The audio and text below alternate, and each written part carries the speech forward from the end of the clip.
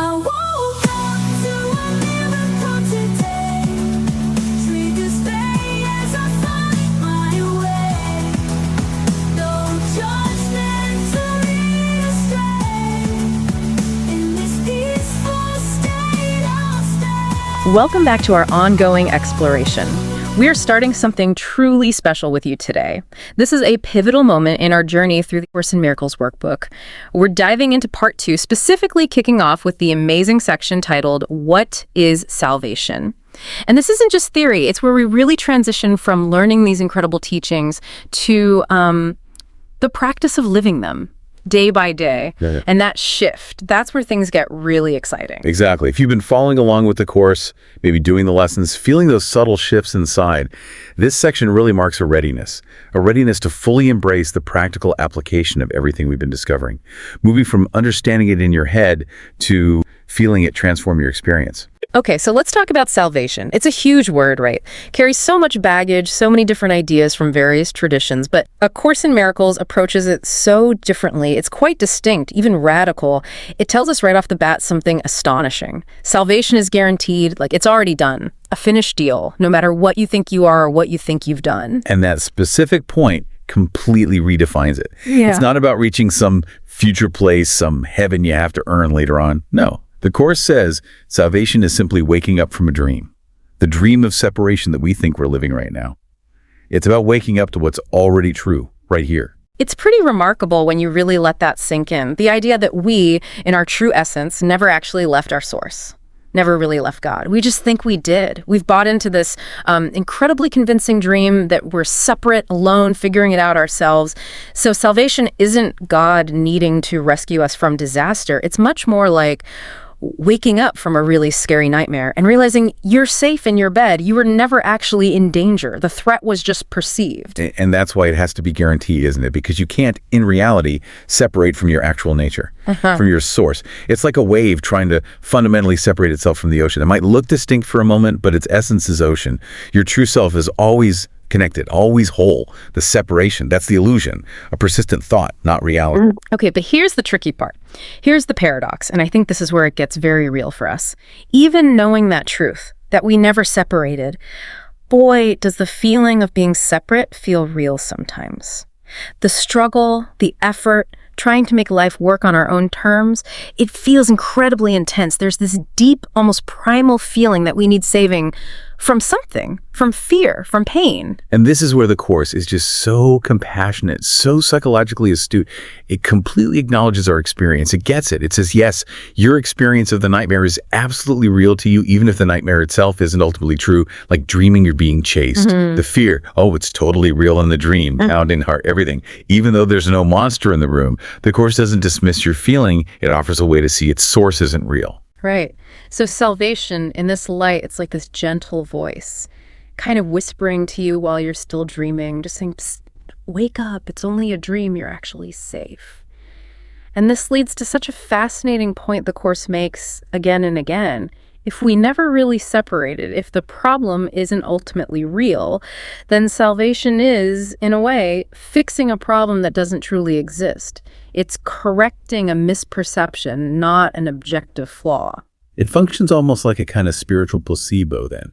We see ourselves as fundamentally sick with this idea of separation. And because that feeling is so strong, so convincing, we're given this medicine called salvation. And it works. It works beautifully, not by changing some external reality, but by changing our internal perception of reality. It heals the mind that believes it's separate and sick. That is such a core paradox in the Course, isn't it? Beautiful, really. Salvation is totally unnecessary because we're already whole, already perfect, always connected. And it's absolutely essential because our experience is one of feeling broken, lost, and separate. It's this incredible cosmic irony, a divine kind of humor that leads to freedom. And the Course takes our experience in the illusion so seriously enough to offer this whole detailed, step-by-step workbook process. It reminds me of a loving parent with a child who's terrified of monsters under the bed. The parent knows there are no monsters. The child is perfectly safe.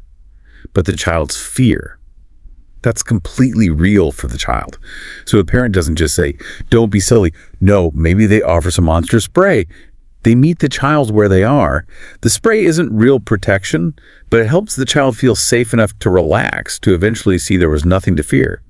Salvation works like that monster spray for our minds. That's a great analogy. It really captures the gentleness and the imagery the Course uses for this awakening. It's so peaceful. It talks about salvation letting illusions quietly go down to dust. Yeah. It's not this big dramatic battle, not a struggle against evil or sin.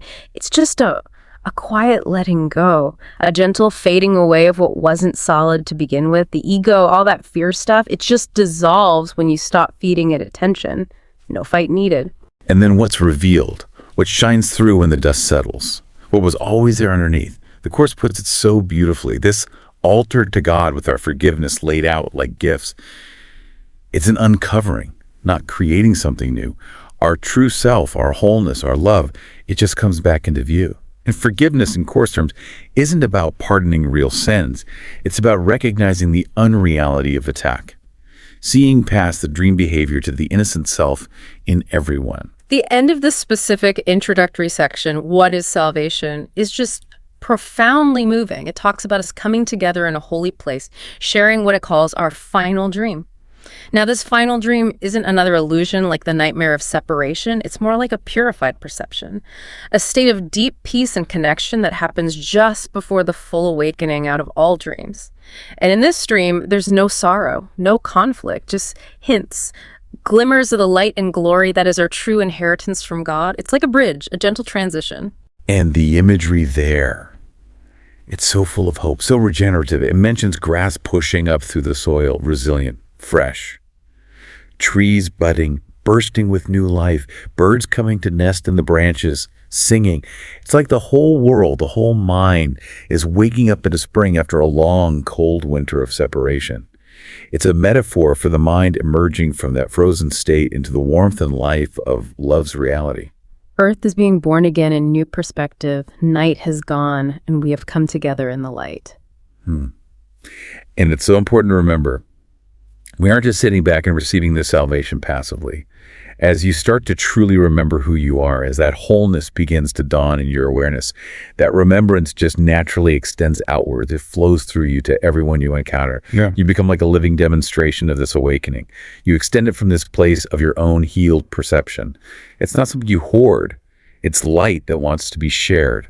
Okay, so that's the big picture, this incredible revolutionary view of salvation from the Course.